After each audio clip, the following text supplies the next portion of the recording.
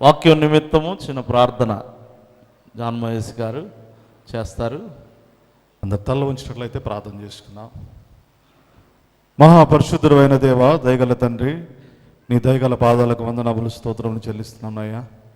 ఇక పునరుద్ధ ఆరాధనలో తండ్రి మనందరినీ కూడా నీ సన్నిధిలో చేర్చిన విధానాన్ని బట్టి మీకు వందనాలు చెల్లిస్తున్నా.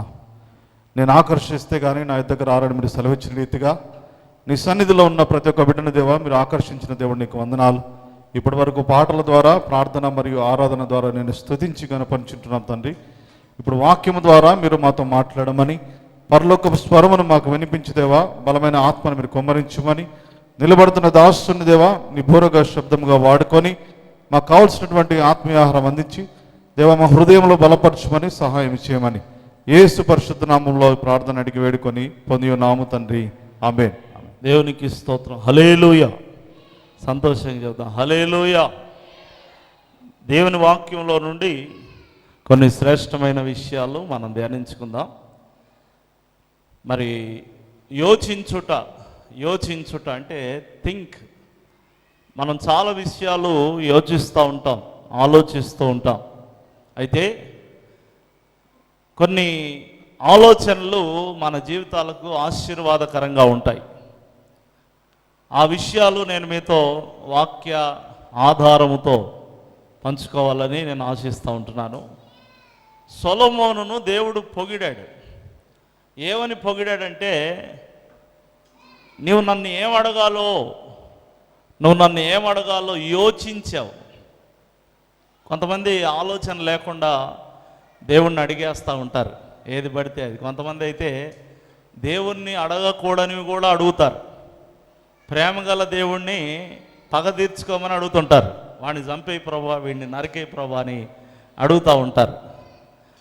కాబట్టి దేవుణ్ణి ఏదైనా అడిగేటప్పుడు మనము యోచన చెయ్యాలి.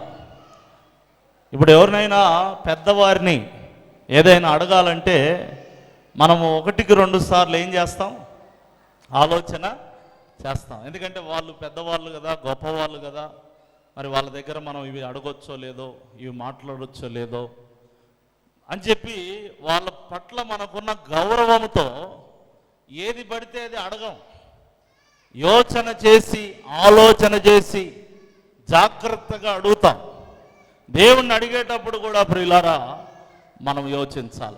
వాక్యంలో చూడండి, పరిశుద్ధ గ్రంథములో నుంచి దినవృత్తాంతముల 2వ గ్రంథం 1వ అధ్యాయము 11వ వచనం చదవండి.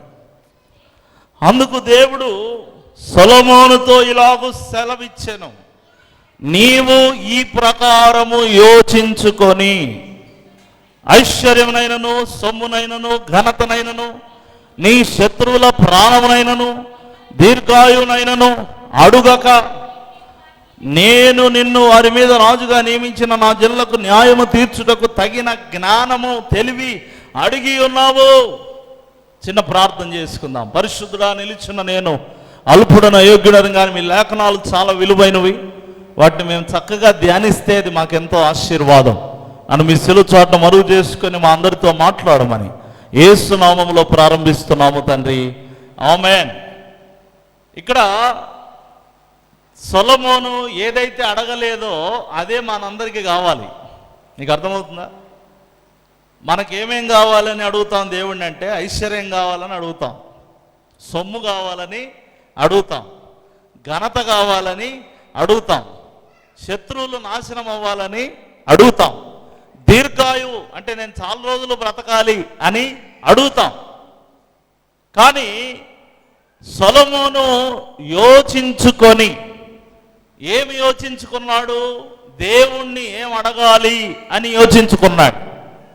అంటే ఇప్పటి నుంచి మా అవసరాలు దేవుణ్ణి అడగొద్దని చెప్తున్నారా అని మీరు అనేది. మీ అవసరాలు దేవుడు తీర్చే విషయంలో వ్యతిరేకి కాదు. అట్లాగైతే సొలొమోను మరి అడగనివి దేవుడు తీర్చలేదా? ఇప్పుడు సొమ్మును అడగలేదు, ఐశ్వర్యం అడగలేదు, దేవుడు తీర్చలేదా? ఎవ్వరికీ లేనంత ఐశ్వర్యాన్ని మరి సొలొమోను రాజుకు దేవుడు అనుగ్రహించాడు. మంచి ఆయుష్కాలం ఇచ్చాడు. నిండు వృద్ధాప్యం వరకు సొలొమోను బ్రతికాడు. దయచేసి గమనించండి. శత్రువుల ప్రాణము దేవుడు నలగొట్టేసి నలుదిశలా సొలొమోనుకి ఏమి ఇచ్చాడు? అంటే ఇప్పుడు ఇక్కడ సొలొమోను ఏదైతే అడగలేదో వాటికి దేవుడు వ్యతిరేకమని కాదు. వాటిని నేను ఇస్తాను, అయితే నువ్వు అడగాల్సింది అడిగావు. ఏంటి అడగాల్సింది అడిగాడు? బాగా గమనించండి. జ్ఞానం అడగడానికి కూడా జ్ఞానం కావాలి. చాలామంది జ్ఞానం లేని వాళ్ళు జ్ఞానం అడగరు. జ్ఞానం ఉంది అని భ్రమపడుతున్న వారు కూడా జ్ఞానము అడగరు. దేవుణ్ణి యోచన చేసి ఏమి అడగాలో సొలొమోను ఆలోచన చేసి దేవుని అడుగుతున్నాడు. మనం కూడా అలాగే దేవుని సముఖంలో వాక్యం సెలవిస్తున్న యాకోబు పత్రికలో మీలో ఎవరికైనాను జ్ఞానము కొదువుగా ఉన్నాడలా వాడు నన్ను అడగవలెను అని వాక్యం సెలవిస్తూ ఉంది. ఈ లోకంలో జ్ఞానం అనేది చాలా అవసరం ప్రియులారా. ఎందుకంటే మోసయుక్తమైన లోకం, అపవాది కుయుక్తి గలవాడు, కుట్రదారుడు, పన్నాగములు పన్నువాడు, గాలం వేయవాడు. ఎప్పుడైనా గుర్తుపెట్టుకోండి, గాలము అనేది ఒక చేపకి వేస్తారు, వల అనేది చాలా చేపలకు వేస్తారు. అంటే సాతానుడు ఏం వేసేవాడు? గాలం వేసేవాడు. అంటే దాని అర్థం ఏంటి ప్రియులారా? ఒక్కొక్కడిని పర్సనల్గా సాతానుడు టార్గెట్ చేస్తున్నాడని దాని అర్థం. ఏదో గుంపులు అలా పట్టేసుకుంటున్నాడని కాదు. వాడు ఓపికతో సాతానుడు ఒక్కొక్కరిని గాలం వేసి పడతా ఉన్నాడు. అందుకే మనం జాగ్రత్త పడాలి. దేవుణ్ణి అడిగే విషయంలో మనం యోచన చేసి ముందు అమూల్యమైన విషయాలు దేవుని అడగాలి.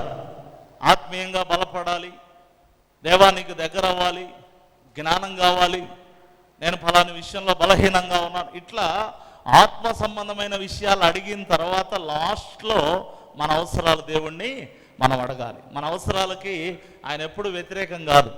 ఇంకా అడుగు వాటికంటే, ఊహించు వాటికంటే ఘనమైన ఆ అవసరతలు తీర్చే ప్రేమ గల దేవుడు మన దేవుడు కాబట్టి. అయితే మనం మొదటి ప్రాధాన్యత దేవుణ్ణి ఏది అడగాలో యోచించుకొని దేనికి ముందు స్థానం ఇవ్వాలి, దేనికి తర్వాత స్థానం ఇవ్వాలి అని మనం ఆలోచన చేసుకొని ముందు లిస్ట్ అంతా కూడా ఆత్మ సంబంధమైన విషయాలు మనం అడుగుదుము గాక. దేవునికి స్తోత్రం కలుగును గాక. హల్లెలూయా.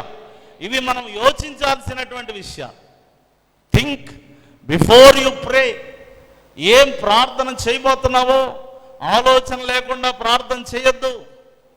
ఏదో బట్టి కొట్టిన ప్రార్థనలు చేస్తారు కొంతమంది. ఇంకెప్పుడు మైకి ఇచ్చినా అదే ప్రార్థనే, ఎప్పుడు మోకరించినా అదే ప్రార్థనే. బట్టి కొట్టిన ప్రార్థన అంటారు. మనసులో నుంచి రాదు అది, బట్టి కొట్టిన ప్రార్థన. అట్లా కాదు ప్రియులారా.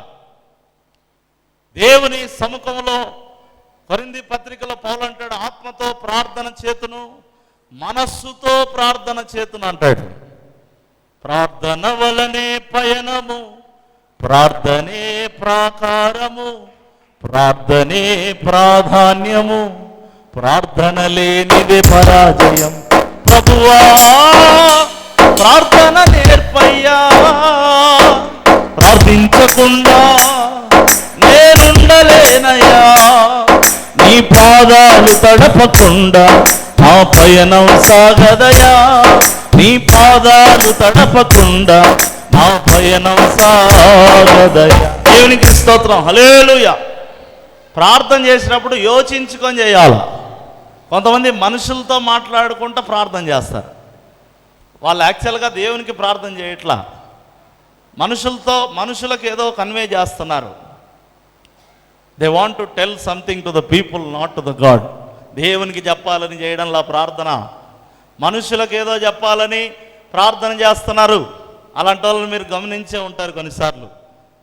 ప్రభా నాయనా తండ్రి, మేము అక్కడ ఆటో ఎక్కి దిగుతుంటే ప్రభా వాళ్ళు వచ్చారు, ప్రభా నాయనా వీళ్ళు ఇలా కలిశారు, ప్రభా ఇట్లా మాట్లాడారు. ఇట్లాంటి ప్రార్థన ఎప్పుడైనా విన్నారా? అబద్ధాలు చెప్పండి. నేనైతే విన్నా, చాలాసార్లు విన్నా నేను. పచ్చి దొంగలు వీళ్ళు దేవునికి ప్రార్థన చేసేవాళ్ళు కాదు. వీళ్ళు మనకు చెప్తున్నారు ఏదో సోది, ఏదో కథ మనకు చెప్తున్నారు. ప్రార్థన అంటే ఏంటి? దేవునితో మాట్లాడటమా, మనతో మాట్లాడటమా? చెప్పండి. దేవునితో మాట్లాడటం.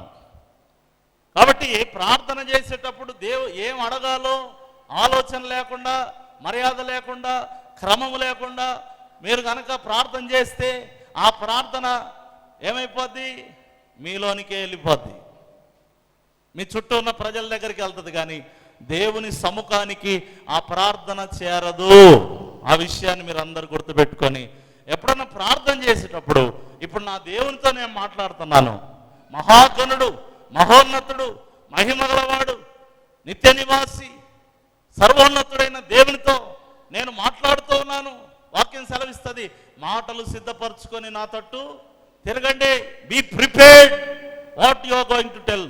నువ్వేం చెప్పబోతున్నావో నువ్వు సిద్ధపడి. మామూలుగా ఇక్కడ ఎవరో ఒక ఎమ్మెల్యేనో ఎంపీనో ఏమండి ఒక అధికారిని కలవడానికి వెళ్ళేటప్పుడు వాళ్ళతో ఏం మాట్లాడాలని ముందే ప్రిపేర్ అయి మరీ వెళ్తారు. మరి దేవుని సన్నిధిలో మోకరించేటప్పుడు మనం సిద్ధపాటు కలిగి ఆలోచనపూర్వకంగా మనం దేవుణ్ణి అడగాల్సినటువంటి వారమై ఉన్నాము. ప్రభువును అడిగేటప్పుడు మనం జాగ్రత్తగా యోచించాలి. ఇది మొదటి యోచన. మీరు ఈ విషయంలో ఎంతమంది యోచిస్తున్నారో లేదో నాకు తెలీదు.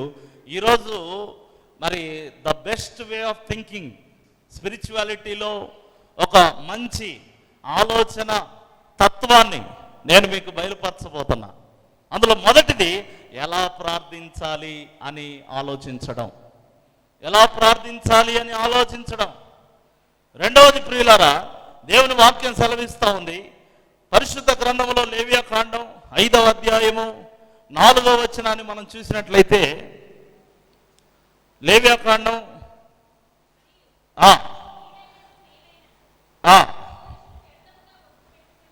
చేసేదమని పలుకు మాటలో మరి దేనిని యోచింపక చేసేదనని ఒకడు పెదవులతో వర్ధముగా ఒట్టు పెట్టుకొని ఎడల అది తెలిసిన తర్వాత వాడు అపరాధి అగును.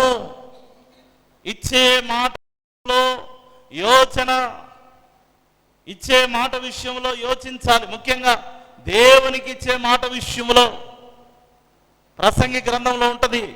దేవుని ఎదుట ఒక ఒడంబడిక చేసుకున్న తర్వాత దానిని ఖచ్చితంగా నెరవేర్చాలి. దేవుని కొరకు ఒక నిబద్ధత చేసుకున్న తర్వాత ఎట్టి పరిస్థితుల్లో దాన్ని నెరవేర్చాలి. లేకపోతే అపరాధి అవుతామని వాక్యము సెలవిస్తాం. ఇచ్చిన మాట విషయంలో మనం ఎప్పుడు కూడా యోచన చేయాలంట. ఇచ్చే ముందు యోచన చేయాలి, ఇచ్చిన తర్వాత కూడా అరే ఈ మాట ఇచ్చాను కదా, దేవునికి కావచ్చు లేకపోతే నీ చుట్టూ ఉన్న మనుషులకు కావచ్చు, ఎవరికైనా కావచ్చు, ఒక మాట ఇచ్చిన తర్వాత ఇచ్చిన మాట తప్పి చెడ్డ పేరు తెచ్చుకోవడం చాలా అది అవమానకరం. కొంతమంది ఒక పేరు పొందేస్తారు. వాళ్ళు చెప్పిన మాటలు అస్సలు నమ్మకూడదు. ఇచ్చిన మాట మీద నిలబడే మనిషి కాదు, మాట తప్పుతాడు. ఖచ్చితంగా మరి అన్నీ కూడా దొంగ మాటలు చెప్పి, మాయ మాటలు చెప్పి, ఒక వ్యక్తుల గురించి ఒక ఆయన అంటా ఉన్నాడు, వాళ్ళ గురించి మీకు తెలియదు సార్, ₹1,00,00,000 ఇస్తే తల్లిని కూడా కొనుక్కొని పొమ్మంటారు అని ఆయన చెప్తా ఉన్నాడు. నిజంగా ప్రియులారా, ఇలాంటి వాళ్ళు ఉన్నారు కొంతమంది. మనం ఇచ్చే మాట యథార్థమైనదిగా ఉండాలి. దేవుడు సెలవిస్తా ఉన్నాడు, నేను మాట ఇచ్చి తప్పుటకు నరుడను కాను. అంటే నరుల యొక్క, మనుషుల యొక్క బుద్ధి ఎలాగుంది, మాట ఇచ్చి తప్పేలాగుంది. లేదా తప్పనిసరి పరిస్థితిలో ఇంకా కుదరక తప్పడం వేరు, కావాలనే లేదా అవకాశం ఉన్నా మాట తప్పడం అనేది చాలామంది చేస్తున్నటువంటి పని. దేవునికి మరి ముఖ్యంగా ప్రియులారా, దేవుని దగ్గర చేసుకున్న ఒడంబడికల విషయంలో యాకోబు చూడండి, యాకోబు ఏమని చెప్పాడు, నువ్వు కనుక నన్ను కాపాడితే, నాకే హాని కలగకుండా చూస్తే నేను ఖచ్చితంగా నిన్ను ఆరాధిస్తాను, నీకు బలిపీఠం కడతాను, అది ఇది అన్నాడు. 20 ఏండ్లు దాటిపోయింది, ఒక్క బలిపీఠం గట్ల ఒక ఆరాధన చేయలే. బాగా అర్థం చేసుకోండి. ఇప్పుడు సొమ్మంతా ఏమైపోయింది, ఏశావు వశం అయిపోయింది. అతను కష్టపడి సంపాదించిందంతా, తాను పొందిందంతా అంత తెలివితో, మోసంతో, కుయుక్తితో ఏమండి సంపాదించిందంతా కూడా అలా ఏశావు చేతిలో పెట్టేయాల్సి వచ్చింది. ఎందుకో తెలుసా, దేవునికి ఇచ్చిన మాటను అతను తప్పాడు. చాలాసార్లు ప్రియులారా, ఉద్యోగం రాకముందు, వ్యాపారంలో ఆశీర్వదించబడకముందు, బీదరికంలో ఉన్నప్పుడు, పేదరికంలో ఉన్నప్పుడు దేవా నేను నీకు అది ఇస్తా, ఇది చేస్తా, నన్ను దీవించు, నన్ను ఆశీర్వదించు, నన్ను హెచ్చించు, నన్ను గనపరచు, నన్ను దీవిస్తే ఇంకా బాగా చర్చికి వస్తా, ఇంకా బాగా పాటలు పాడతా, ఇంకా బాగా ప్రార్థన చేస్తా అని చెప్పి మాటలు చెప్పి దీవించబడిన తర్వాత, ఆశీర్వదించబడిన తర్వాత, దేవా నాకు టైం లేదు నాయనా, వీలు కావడం లేదు ప్రభా, క్షమించు ప్రభా, నువ్వు చూస్తున్నావు కదా ప్రభా, నీకు తెలుసు కదా ప్రభా అని చెప్పి దేవుని దగ్గరే నాటకాలు ఆడేవాళ్ళు ఉన్నారు ప్రియులారా. అందుకే ఇచ్చే మాట విషయంలో దేవుని దగ్గర ముఖ్యంగా, తర్వాత మనుషుల దగ్గర కూడా మనము యోచన చెయ్యాలి. దేవునికి స్తోత్రం కలుగునుగాక. హల్లెలూయా. మాట ఇచ్చే ముందు ఆలోచించాలి.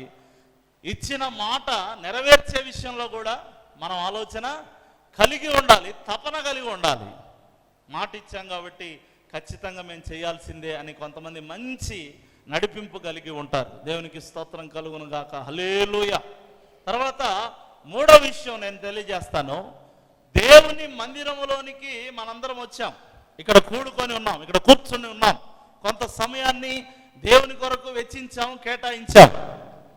అయితే దేవుని మందిరములోనికి ఆలోచనతో వచ్చారా, ఆచారంగా వచ్చారా అనేది మనం ఖచ్చితంగా గమనించాలి. నేను ఉదయం కూడుకొనుట అనే అంశాన్ని గురించి చెబుతూ ఆఖరిలో ఒక మాట చెప్పాను. యూదా వారు కూడుకొని ఆలోచన చేయుచున్నారు అని ఉంటుంది. దేవుని సముఖములో కూడుకొనిన మనము ఒక మంచి థాట్ ప్రాసెస్లో ఉండాలి, ఒక మంచి ఆలోచన మనం కలిగి రావాలి. ఏదో క్రైస్తవులము, ఏదో బాప్తిసం పొందాం బలలో చేయాలి, ఏదో మా కుటుంబీకులు వెళ్తున్నారు కాబట్టి నేను రావాలి, లేకపోతే నా భార్య నేను రాకపోతే ఫీల్ అవుతుంది అని చెప్పి నేను రావాలి అని ఆలోచన చేయడం కాదు. మా తల్లి నన్ను గద్దిస్తుంది కాబట్టి ఆమె వెంట వెళ్ళి కూర్చొని రావాలి అని కొంతమంది యవనస్తురాళ్ళు. అట్లా కాదండి. దేవుని మందిరంలోనికి ఒక యోచనతో మనం రావాలి. ఇప్పుడు ఎగ్జామ్ హాల్కి వెళ్ళేటప్పుడు ఎట్లా వెళ్తారు? ఏదో రాస్తాం వద్దామని వెళ్తారా? ఏమండి, ఆలోచనతో వెళ్తారు, ఒక ఆలోచనతో వెళ్తారు, జాగ్రత్తతో వెళ్తారు. దేవుని మందిరంలోనికి వచ్చేటప్పుడు కూడా ఒక ఆలోచనతో. మీరు చూసినట్లయితే పరిశుద్ధ గ్రంథంలో హెజ్కేలు గ్రంథం 44వ అధ్యాయము 5వ వచనం, నేను త్వరగా ముగిస్తాను, దయచేసి చూడండి. హెజ్కేలు గ్రంథం 44:5. నరపుత్రుడా, దేవుని మందిరం గురించిన కట్టడలన్నీ, విధులన్నిటినీ నేను నీకు తెలియజేయుచున్నాను. నీవు మనస్సు నిలుపుకొని ఆ సంగతులన్నిటినీ చూచి చెవినబెట్టుము. మరియు పరిశుద్ధ స్థలములో నుండి పోవు మార్గములన్నిటి ద్వారా, ఈ మాట చూడండి, మందిరము లోపటికి వచ్చుటను గూర్చి యోచించుము. గట్టిగా చప్పట్లు కొడుతూ దేవుని స్తుతిద్దాం. హల్లెలూయా. బిగ్గరగా 2 చేతులెత్తి దేవుని స్తుతిద్దాం. హల్లెలూయా. మందిరములోనికి వచ్చుటను గూర్చి ఏం చేయాలంట? మనం యోచించాలా. అంటే రావాలా వద్దా అని యోచించాలని కాదు. నేను చాలా కట్టడలు, విధులు, పద్ధతులు నేను మీకు నేర్పించాను, నీకు బయలుపరిచాను. వాటన్నిటిని మనస్సున నిలుపుకొని దేవుని మందిరంలోనికి మనం రావాలి, విధేయతతో రావాలి, క్రమంతో రావాలి.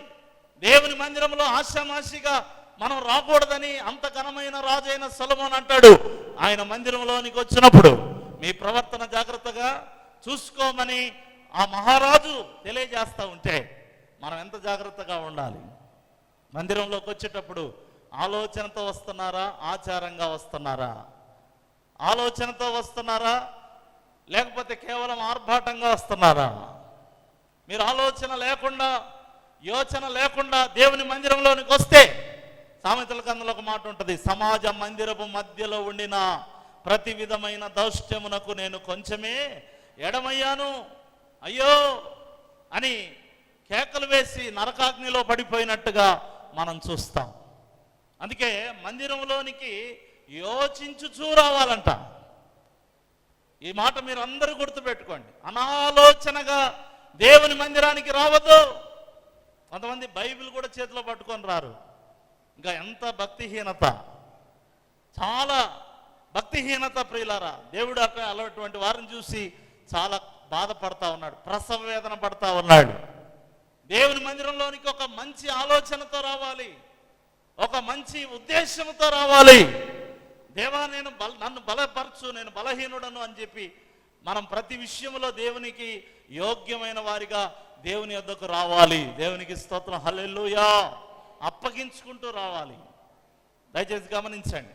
ఇప్పుడు డాక్టర్ గారి దగ్గరికి కనుక మీరు వెళ్తే మీకున్న రోగాన్ని ఆయన దగ్గరికి తీసుకొని వెళ్తున్నప్పుడు ఆయన ఏ సూది పొడిస్తాడో మీకు అనవసరం, మీరు అడగరు, దాని గురించి ఎంక్వైరీ చెయ్యరు.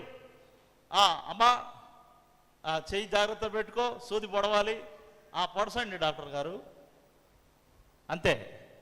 ఈ ట్యాబ్లెట్ వేసుకో అంటే మింగడమే, ఏమీ లేదు. విశ్వాసం అనమాట. ఆయన ఏది చెప్తే అది. ఎందుకంటే రోగం పోవాలి, పాపం పోవాలంటే, శాపం పోవాలంటే దేవుని సన్నిధిలో కూడా వి షుడ్ సరెండర్. గట్టిగా చప్పట్లు కొడుతూ దేవుని హల్లెలూయా ఆలోచనతో దేవుని సన్నిధికి వస్తే తప్పకుండా ఈ పాటికి మీ జీవితాలను దేవుడు క్రమబద్ధీకరిస్తాడు.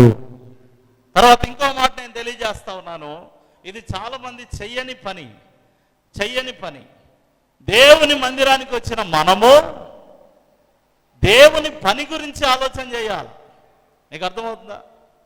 దేవుని మందిరానికి వచ్చిన మనము దేని గురించి ఆలోచించాలా? దేవుని పని గురించి ఆలోచన చేయాలి. లేదండి మేము వచ్చిపోవడమే ఎక్కువ, ఇంకా మళ్ళీ దేవుని పని అంటే చాలా ఉంటాయి, అవన్నీ మాకెక్కడ కుదురుతుంది, మాకుండేటువంటి పనులు, మా ఉద్యోగాలు, వ్యాపారాలు మాకున్నాయి. దేవుడు అన్నీ వదిలిపెట్టుకొని మరి నా పనే చూడమని చెప్పట్లేదు. దయచేసి గమనించండి.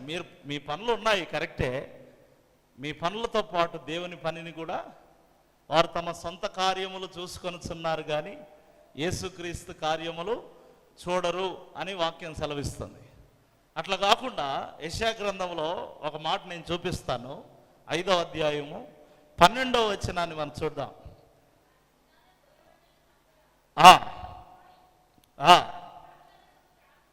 వారు సితార, స్వరమండల, తంబుర, సన్నాయిలను వాయించుచు ద్రాక్షారసము త్రాగుతూ విందు చేయుదురు గాని యెహోవా పనిని యోచించరు. చూసారా? వాళ్ళకు మరి దేవుని పని గురించి ఆలోచించే అంత ప్రేమ లేదో, మరి లేకపోతే అంత శ్రద్ధ లేదో, నిర్లక్ష్యమో, భక్తిహీనతో ఏంటో తెలీదు. మొత్తానికి దేవుని పని అంటే వాళ్ళకేం లేదు, లెక్క లేదు. ఒకవేళ మీరు కనుక అలాగుంటే దయచేసి మార్పు చెందాలని నేను మనవి చేస్తాను. ఎందుకంటే దేవుని పని చాలా ఉన్నతమైనది. హల్లెలూయా. దేవుని పని చాలా గొప్పది. మీరు చేసే పనులు, మీరు చేసేటువంటివన్నీ కూడా 60-70 సంవత్సరాల వరకే. అది కూడా కొంత వయసు వస్తే ఆ పని కూడా చేయలేరు మీరు. కానీ దేవుని పని నిత్యము నిలుస్తుంది అన్నమాట. దాని ప్రతిఫలం, దాని ఆశీర్వాదం నిత్యము నిలుస్తుంది. దేవుని పనిని మనము, దేవుని చిత్తమును మనం చేయడానికి మనం పూనుకోవాలి ప్రియులారా. మనకెన్ని పనులున్నా మన పనులతో పాటు దేవుని పనిని కూడా మనం చేయాలి. నేను ఒక వీడియో క్లిప్పింగ్ చూశాను. అందులో మరి ఎద్దులు ఇసుకనో ఏదో మోస్తా ఉన్నాయి. ఎద్దుల బండి, ఒక్కొక్క ఎద్దు, మామూలుగా 2 ఎద్దులు కాకుండా ఒక్కొక్క ఎద్దు.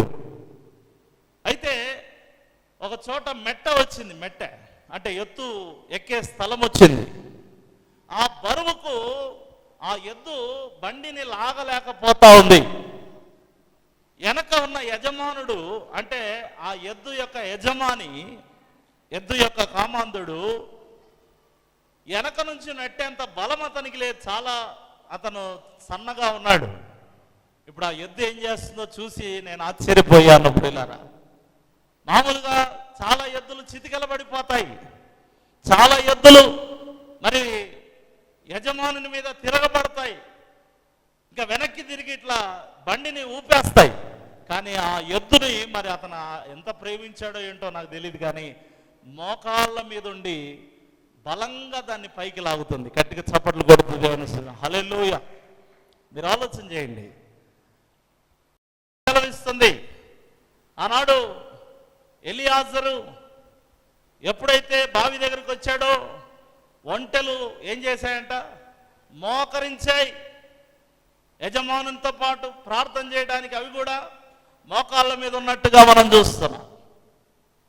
ఈనాడు దేవుని బిడ్డలుగా మనం దేవుని పని చేయడానికి మనం చాలామంది ఇష్టపడట్లేదు. మన సొంత పనుల్లో నిమగ్నం అయిపోయి దేవుని ఆశీర్వాదాలు కోరుతున్నామంటే మనం స్వార్థపరులం. మనకెంత స్వార్థం. దేవుని పని చేయాలి. వాక్యంలో మీకు ఒక మాట నేను మీకు చూపిస్తాను. 143వ కీర్తన 5వ వచనములో నీ చేతుల పని నేను యోచించుచున్నాను అని అంటాడు. దేవుని పనుల విషయంలో ఆలోచన కలిగి ఉండాలి. ఇంకో మాట నేను చెప్తాను. కొరింథీయులకు రాసిన 2వ పత్రిక 1వ అధ్యాయం 17వ వచనం త్వరగా. నేను అలాగూ ఉద్దేశించి చపల చిత్తుడిగా నడుచుకుంటున్నా, అవును అవునని చెప్పుచు కాదు కాదన్నట్టు ప్రవర్తిస్తున్నానా? నా యోచనలు శరీరానుసారముగా యోచించుచున్నానా? దేవుని చిత్తం నెరవేర్చడానికి చపల చిత్తుడు అంటే ఇంగ్లీష్ ట్రాన్స్లేషన్లో లైట్నెస్ అని ఉంది.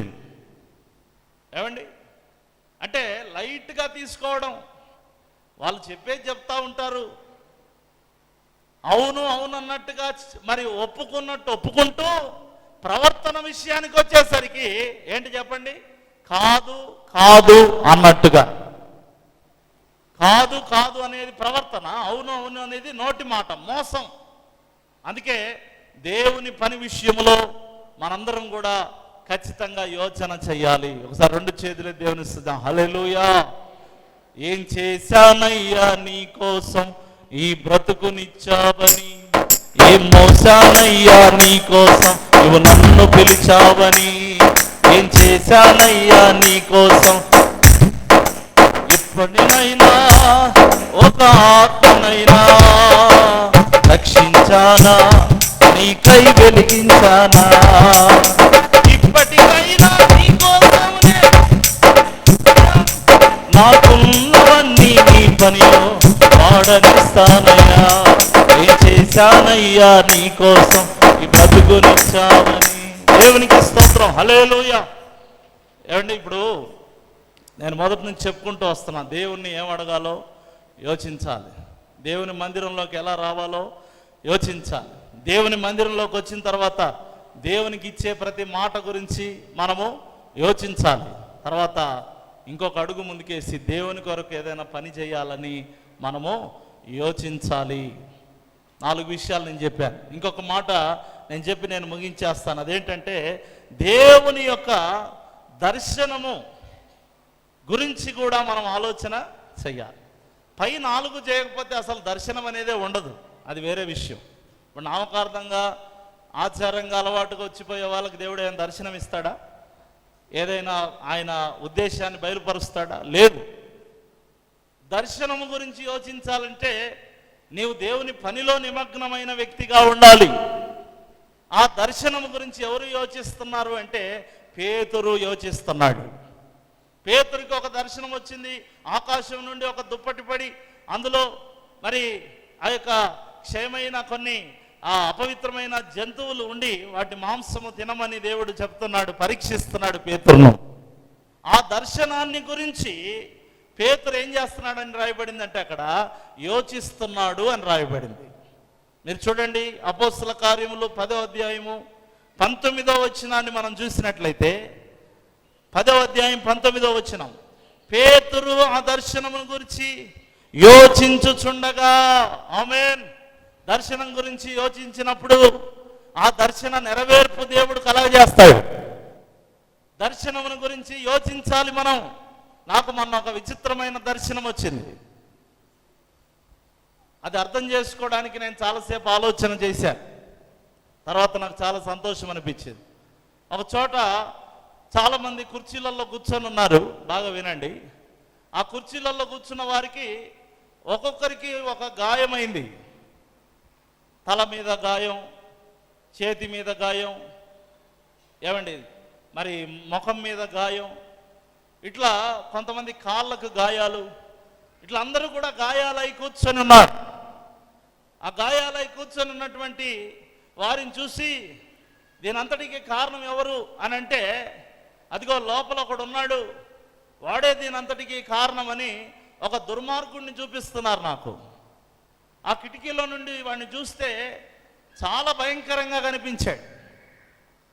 తలుపు తెరిస్తే ప్రమాదం అన్నట్టుగా కనిపించాడు. కానీ నాకు తెలియకుండానే అమాంతం తలుపు తెరిచేశాను. ఆ దర్శనంలో తలుపు తెరిచిన తర్వాత అతన్ని చూసినప్పుడు అతను చాలా భయంకరంగా ఉన్నాడు. కానీ ఏదో నాకు తెలియని ధైర్యంతో వెళ్ళి అతన్ని భుజం మీద చెయ్యేసి, నువ్వు ఇలా చేయకూడదు, ఇంతమందిని గాయపరిచావు, ఇంతమందిని బాధ పెట్టావు, ఇంత క్రూరంగా ఉన్నావు, నీ గురించి చాలా చెడ్డగా అనుకుంటున్నారు, నువ్వు హృదయంలో ఏదో ఒక మూలన ఖచ్చితంగా నీలో ఒక మంచితనం ఉంటుందని నాకు తెలుసు అని ఇలా ఏదేదో మాట్లాడుతున్నా. నేను అతనితో మాట్లాడుతూ భుజం మీద చేసుకుంటూ ముందుకు తీసుకెళ్తుంటే చూస్తున్న వారందరూ ఆశ్చర్యపోతున్నారు. ఇంత భయంకరమైన దుర్మార్గుడిని భుజం మీద చేసుకొని ఇంత సున్నితంగా మాట్లాడుకుంటూ తీసుకెళ్తున్నాడు ఏంటి అని అందరూ ఆశ్చర్యంగా చూస్తుంటే, అడుగులు వేస్తున్న కొలది ఆ దుర్మార్గుడి ముఖం పసివాడి ముఖంలా మారడం ప్రారంభించింది. గట్టిగా చప్పట్లు కొడుతూ దేవుని స్తుతిద్దాం. హల్లెలూయా. నేను కల్లారా చూశాను ఆ దర్శనం. పసివాడి ముఖంలా, అతను చాలా మంచివాడు అనే ముఖంలాగా అతని ముఖం మారిపోయింది. ఆ దర్శనాన్ని గురించి ఆలోచిస్తూ ఉన్నప్పుడు దేవుడు నాకు బయలుపరిచాడు, అనేక మొండి వారిని నీ ద్వారా నేను మార్చబోతున్నాను అని దేవుడు బయలుపరిచాడు. మొండి హృదయాలు, కఠిన హృదయాలు, దుర్మార్గపు హృదయాలు, భయంకరమైన వికారపు ముఖాలు నీ ద్వారా రక్షణలోకి నడిపించబడతాయని దేవుడు నాతో మాట్లాడుతూ ఉన్నాడు. నేను ఎందుకు తెలియజేస్తానంటే, మనకొచ్చిన దర్శనాలను గురించి మనం ఏం చేయాలి? యోచించాలి. We should think. దేవుడిచ్చిన విజన్. ఒకనాడు ప్రియులారా, ఈ మందిరంను కట్టడం ఆపేశాం. 6 నెలలు ఆపేశాం. దాదాపు 4 నెలలు 5 నెలలు ఆపేశాం. ఆపేసిన తర్వాత దేవుడు ఒక దర్శనం ఇచ్చాడు. నిరుత్సాహంతో కృంగిపోయి ఇంకా కుదరదు, ఇంకా కట్టడం చేతనవ్వదు, ఇంకా కష్టమే అని చెప్పి ఆపేసినప్పుడు దేవుడు ఒక దర్శనం ఇచ్చాడు. ఆ దర్శనంలో ఇదే హాలు, ఇదే విధంగా ఫ్లోరింగ్, మరి అంతా కూడా రెడీ అయిపోయింది. ఇంకా ఓపెనింగ్ కొరకు అన్నీ సిద్ధపరుస్తున్నారు, రేపు పొద్దున మీటింగు అన్నట్టుగా దేవుడు బయలుపరచడం జరిగింది. అప్పుడు కూడా నేను పట్టించుకోలేదు. మామూలే, ఏదో కళ వచ్చింది, నేను ఆశపడ్డాను కదా, మందిరం కట్టాలని ఆశపడ్డందుకు ఇలాంటి ఒక కళ వచ్చిందని నేను అనుకున్నాను. నేను ముగిస్తున్నాను. తర్వాత మళ్ళా ఇంకొక దర్శనం దేవుడు ఇచ్చాడు. ఆ దర్శనం గురించి నేను యోచించడం లేదని దేవుడు గుర్తించి, ఆ దర్శనాన్ని నేను పట్టించుకోవడం లేదని దేవుడు గుర్తించి, ఇంకొకసారి దేవుడు ఇచ్చిన మరొక దర్శనం ఏంటంటే, ఒక గొప్ప సమూహం నిలబడి ఆరాధన చేస్తూ ఉంటే, ఇక్కడ మరి మేమందరం కూడా ఇలాగే ఆరాధన చేస్తూ ఉన్నప్పుడు నాన్నగారు ఒక 6 మంది 7 మందిని పరలోకం నుంచి పరిశుద్ధుల పెద్దలను తీసుకొని అక్కడి నుంచి అట్లా దిగాడు. గట్టిగా చప్పట్లు కొడుతుంది. హల్లెలూయా. అలా దిగి స్టేజ్ మీదకి వస్తూ ఉంటే నేను ఆరాధన ఆపేసి మరి ఆ తండ్రికి దగ్గరికి వెళ్తూ ఉంటే చాలా క్రమంగా, చాలా హుందాగా వాళ్ళు ఎట్లా ఉన్నారంటే, ఈ ప్రపంచంలోనే అలాంటి విఐపీలు లేరు, అంత గొప్ప వాళ్ళు, గనులు అన్నట్టుగా ఒక్కొక్కరు ఒక మోషే, ఒక మరి దానియేలు అట్లాంటి వాళ్ళలాగా ఉన్నారు. చాలా గంభీరంగా ఉన్నారు, చాలా ఆత్మీయంగా వెలిగిపోతూ ఉన్నారు. నాన్నగారు ఉండి ఇట్లా అన్నాడు, నువ్వు కానీ అన్నాడు. అప్పుడు ఆరాధన జరుపుతూ ఉంటే ఆ 7 కలిసి ఇలా చేతులు పెట్టుకొని ఆనందంగా హుందాగా నిలబడుకొని ఉండడం నేను చూసినప్పుడు మరుసటి రోజే వచ్చి పని మొదలుపెట్టాను. గట్టిగా చప్పట్లు కొడుతూ దేవుని స్తుతిద్దాం. హల్లెలూయా. ఎందుకు చెప్తున్నాను నేనంటే, దర్శనాల గురించి యోచిస్తే మన జీవితాలు చాలా బలపడతాయి. కొంతమంది చెప్తుంటారు, ఏదో దర్శనం వచ్చిందక్క, ఏమొచ్చిందంటే అదే గుర్తులేదు నాకు. ఎందుకు గుర్తుంటుంది? పొద్దున్నే లేచి బాగా కడుపు నిండా తింటే కూర్చొని యోచించాలా, ఏమొచ్చింది దర్శనం. ఆ దర్శనం గురించి మా నాన్నగారు చక్కని ఒక ఫార్ములా మెయింటైన్ చేసేవాడు. డైరీ పెట్టేవాడు ఒకటి, దర్శనాల డైరీ. ఏం డైరీ? తండ్రి గారికి వచ్చిన ప్రతి దర్శనం లేదా అమ్మగారికి వచ్చిన ప్రతి దర్శనం ఆ డైరీలో రాసేవాడు. ఇప్పటికీ కూడా ఉంది ఆ డైరీ. ఎన్ని దర్శనాలు రాశారో. నేను ఎందుకు చెప్తున్నా అంటే, దర్శనాలంటే ఏదో ఏమండి మనం పని లేక కనే కలలు కాదు అవి. దేవుని ఉద్దేశాలు, దేవుని ప్రణాళికలు. నీకు ఒక్క దర్శనం అన్నా కలిగిందా? ఇన్ని సంవత్సరాలైన దేవుని నమ్మి ఇన్ని సంవత్సరాలు దేవుని మందిరానికి వస్తున్నావు, ఒక్క దర్శనమైనా నీకు కలగకపోతే అది చాలా బాధాకరమైన విషయం. మనస్ఫూర్తిగా అసలు విశ్వాసం అంటేనే లేనివి ఉన్నవనుటకు రుజువు. మనుషుల కంటికి కనబడనివి దేవుడు నీకు చూపించబోతున్నాడు. నమ్మిన వాళ్ళు చప్పట్లు కొడుతూ దేవుని స్తుతిద్దాం. హల్లెలూయా, హల్లెలూయా. దేవునికి అసాధ్యమైంది ఏది లేదు. ఆ దర్శనము గురించి నువ్వు యోచిస్తాను ప్రభా, నాకు ఒక్క దర్శనం ఈ ప్రభా అంటే నువ్వు చూడని గొప్ప గొప్ప విషయాలు దేవుడు చూపిస్తాడు, గొప్ప గొప్ప లోకాలు చూపిస్తాడు. నేను 3వ ఆకాశమునకు ఎక్కిపోతిని అని పౌలు సాక్ష్యము ఇస్తున్నాడు. ఫ్లైట్లో ఎక్కిపోయాడా, రాకెట్లో ఎక్కిపోయాడా? రాకెట్ చంద్రమండలానికే ఏమైపోతుంది, క్లోజ్. 3వ ఆకాశం అంటే సౌర మండలం దాటి ఆకాశ మహాకాశ మండలములోనికి అపోస్తులైన పౌలు వెళ్ళిపోయాడు. ఇంకా ఎలా వెళ్ళాడో తెలుసా? శరీరముతో ఉన్నట్టు వెళ్ళినట్టు అనిపించింది. శరీరంతో ఉండి వెళ్ళినట్టు అంటే అంత రియలిస్టిక్గా, ఏదో ఆత్మలో అలా గాల్లో తేలుకుంటూ వెళ్ళిపోయినట్టు అనిపించలేదు అతనికి. నేను శరీరంతో ఉన్నానో శరీరంతో లేనో నాకు అర్థం కాలేదు. లేనో అని ఎందుకన్నాడంటే అంత దూరం శరీరంతో పోలేను కదా అనే ఉద్దేశంతో అన్నాడు. కానీ అక్కడికి వెళ్ళినప్పుడు అతను ఫేస్ చేస్తున్న ప్రతిదీ మేల్కొని ఉన్నప్పుడు ఎలా అనుభవం ఉందో అలాగే అనుభవించాడు. గట్టిగా చప్పట్లు కొడుతూ దేవుని స్తుతిద్దాం. హల్లెలూయా. అటువంటి దర్శనములు దేవుడు మీకును అనుగ్రహించును గాక. ఎప్పుడైనా ఆలోచిస్తారు అంటేనే దేవుడు ఇస్తాడు దర్శనం, లేకపోతే దర్శనం ఇవ్వడు దేవుడు. నీకు ఏం ఆలోచించదు, ఏమొక 3 పూటలు ఫుడ్ ఉండి, మంచి బట్టలు ఉండి, వెండి బంగారాలు ఉండి, మంచి పడుకోవడానికి మంచి నిద్ర ఉంటే చాలు అని అనుకునే వాళ్ళకి దేవుడు దర్శనాలు ఇస్తాడా? ఇవ్వడు. కాబట్టి మనం ఎదురు చూస్తేనే ఇస్తాడు, ఆశపడితేనే ఇస్తాడు, అడగాలి. కాబట్టి ఈ విషయాలన్నీ కూడా మనం యోచించుకుందుముగాక. గట్టిగా చెబుదాం ఆమేన్. హుషారుగా 2 చేతులు చెబుదాం హల్లెలూయా. యోచించాలండి మనం. చెప్తారా ఒకసారి? ఏ విషయాలు యోచించాలి? దేవుణ్ణి ఏమడగాలో యోచించాలి. తర్వాత దేవుని మందిరంలోనికి ఎలా ప్రవేశించాలో యోచించాలి. తర్వాత దేవునికి ఇచ్చే మాట విషయమును యోచించాలి. 4వది దేవుని పనిని యోచించాలి. 5వది దేవుని దర్శనాలను యోచించాలి. యాకోబు దేవుని దర్శనాన్ని యోచించాడా? యోచిస్తే మనోడు నా పనిలో పడతాడా? ఏం పని? సంపాదించుకునే పని, పెళ్ళిళ్ళు చేసుకునే పని. దర్శనాన్ని మర్చిపోయాడు. అసలు అంత గొప్ప దర్శనం ఇస్సాకు కూడా రాలేదండి. నిచ్చెన పైకి ఎక్కుటయు కిందికి దేవదూతలు దిగుటయు, అంత గొప్ప దర్శనం చూసి ఏమి ఎరగనట్టు తన పని తాను చూసుకుంటున్నాడు. మళ్ళీ తనకు అర్థం కాలేదా అంటే అర్థమైంది. ఇది దేవుని మందిరమే కానీ వేరొకటి కాదు, ఇది భయంకరము అని పెద్ద పోజ్ ఇచ్చాడు. మళ్ళీ పక్కకు పోయి ఏమి ఎరగనట్టు తన పని తాను చూసుకున్నాడు. ఇట్లా ఉండకూడదండి. దర్శనం గురించి యోచించే భారం మనలో ఉండాలి. అప్పుడే దేవుడు మంచి మంచి దర్శనాలు. తర్వాత యాకోబుకు దాదాపు ఎన్ని సంవత్సరాలు? 21 సంవత్సరాలు ఒక దర్శనం అన్న ఇచ్చాడా దేవుడు? మీరు చెప్పండి. అంత గొప్ప దర్శనం పొందినోడు 21 సంవత్సరాలు ఒక దర్శనం కూడా దేవుడు అతనికి ఇవ్వలేదు. అయినా కూడా యాకోబుకు చింతేమి లేదు. ఎందుకంటే సంపాదనలో పడ్డాడు, కుటుంబ వ్యవహారాల్లో మునిగిపోతున్నాడు. ఈరోజు మనం అలా ఉండకూడదని నేను తెలియజేస్తూ ఈ కొద్ది మాటలు ముగిస్తూ ఉన్నాను. ప్రార్థన చేసుకుందాం.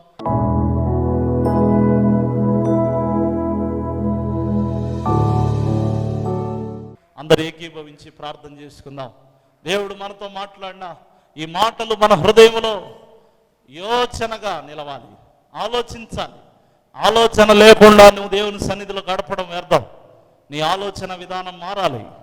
ఒక్కసారి ఆలోచించు. దేవుని ఏం అడుగుతున్నావు? దేవుని మందిలోకి ఎలా ప్రవేశిస్తున్నావు? దేవునికి ఏం మాట ఇస్తున్నావు? దేవుని పని గురించి ఏం ఆలోచన చేస్తున్నావు? దేవుని దర్శనముల విషయంలో సరైన యోచన మీకుందా లేదా? ఒకసారి పరిశీలన చేసుకున్న దేవ విత్తబడిన వాక్యాన్ని నీరుగట్టి ఫలింపచ్చే. మా అందరితో మాట్లాడినందుకు వందనాలు, మమ్మల్ని బలపరిచినందుకు వందనాలు. యోచించే విషయంలో ఒక చక్కని నడిపింపు నాకు దయచేయమని ప్రార్థిస్తూ యేసు నామములో పొంది ఉన్నాము తండ్రి. ఆమేన్, ఆమేన్.